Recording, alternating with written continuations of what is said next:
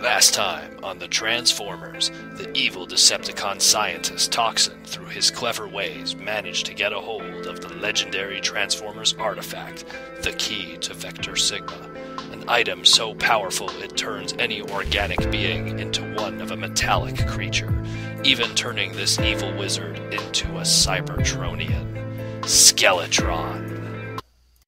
Protoretro. So, how do you take a mediocre Botcon toy and make it a little better? Well, you give it a little bit of head. This is HeadRobots, Skel-E-Tron. Let's do this. So here it is, HeadRobots, Skel-E-Tron. Or Skel-E-Tron, if you want to say it quickly. This is part of the HeadRobots of the Galaxy HeadRobots subline. It was a limited release on HighNTFs.com, and a few of them popped up on eBay.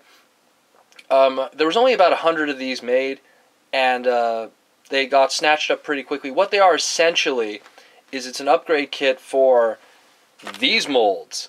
More specifically, the Botcon 2012 Gigatron, Overlord, whatever you want to call it. I mean, it'll work with Bludgeon and Bonsai-Tron, but it's meant for this guy right here. Mainly to do with the colors, and you'll see when you see the final product. So, this is Skel-E-Tron, the most powerful skull in the universe. And it says here, upgrade your bendy sword or take the plunge and assemble the all-powerful Skel-E-Tron. Now, this obviously, if you haven't gotten it at this point already, is an upgrade kit that homages Skeletor from He-Man Masters of the Universe. And here's a little bit of fiction here. Now, it'd probably be hard to read. It involves a little character from TFCon right here, Mr. Toxin, and a little key. Now, essentially, as the story goes here, in an arms deal gone horribly wrong, Skel-E-Tron transforms into a fully mechanical head robot. He is now the most powerful skull in the universe. You look in the background there, you got Beastman and Merman, and I forget what the last one is. Unfortunately, I'm not hardcore in He-Man. I believe his name is Trapjaw. So they give you the instructions on how to put it together and everything, but we'll get into that. And watch out for the nose, because that was a common problem with that Botcon toy. So, let's crack this open and explain everything. Now, the Skel-E-Tron set comes with a few essential pieces. It comes with, obviously, the head sculpt for the Skeletor homage. It comes with a chromed out sword, and it comes with a smaller chromed sword and a attachment piece. Now, obviously I'm going to show where these all apply, if not too obvious. The big chrome sword is meant to replace the unpainted purple sword here that was included with the original Botcon toy. And this piece here actually is to make a more accurate looking cannon front, essentially, so that you could have, you know, the cannon for the turret cannon, if you will, tip for the tank, but also maintain a more samurai-looking hilt for the toy, too, which is a nice touch. That's essentially it that applies for this mode.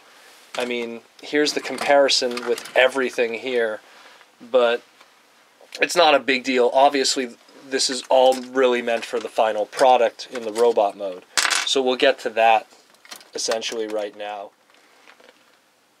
So now we have all our boys in robot mode, so let's see what we have to contend with here. So again, that ugly bendy sword, now a nice chrome one for him. That's done. Now that cover piece there that was used originally to make the cannon, they actually advertised that it could be stored on the back here, although in all honesty, whatever. You know, not a big deal.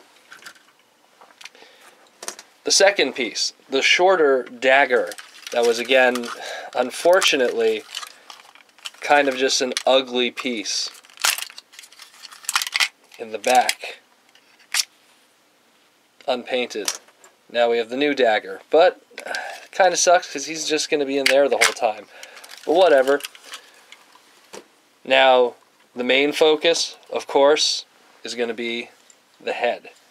Now, they advertise on the back of the packaging here, on top of the fact that, of course, you know, the nose gets damaged like crazy during transformation, just a flaw in the design of the Botcon toy by having that new head sculpt. You have to turn the head and essentially just unscrew the back. So I have Mr. Phillips with me here, and we're going to do just that, and we're going to have the final product. Now missing a head and aiming to go. Let's put it on. Snaps right in, and you got Skel-E-Tron. So, essentially, this is what you get. Now, again, you kind of understand now why the Gigatron mold is the one that's used, and unfortunately is the most expensive of that mold to pick up. Right now in the secondary market, about $60 to $70 because he wasn't that popular, so at least that's kind of good. But it works so much better for this. I mean, really, who bought this for Gigatron? I mean, you want an Overlord, you pick up the original G1 toy, but this looks great as Skeletor. The head is a little bit wobbly, I find, but I mean, that's something you could put a little bit of nail polish, like clear nail polish on the joints, and it'll make it tighter. That's one trick that I use. Some people use a small piece of paper, and then you put the head socket over the joint. But really cool. If you could pick him up, I heavily suggest you do. I believe the set was going for $29, which, I mean, if you already made the plunge of the investment of picking up the Botcon toy, $20 isn't going to kill you. I find that it looks really nice, and in all honesty, I'm not a big He-Man fan. I'm kind of ignorant to a lot of it. I try every time to watch it. I was a big fan of the 2003 series, but as a kid, I never was really into the original He-Man. But there's just something that called out to me about this upgrade, because I was really disappointed with the Botcon Overlord Gigatron, and this really did something with that mold. So it's pretty awesome. So if you get a chance to pick it up, I'd check eBay. Even some guys on the message boards might even have some kicking around. That's probably your best bet to get it at a decent price. So until then, this is Protoman at Protoretro, and this has been a video review of the HeadRobots Skel-E-Tron. So until again, guys, and Toxin, roll out.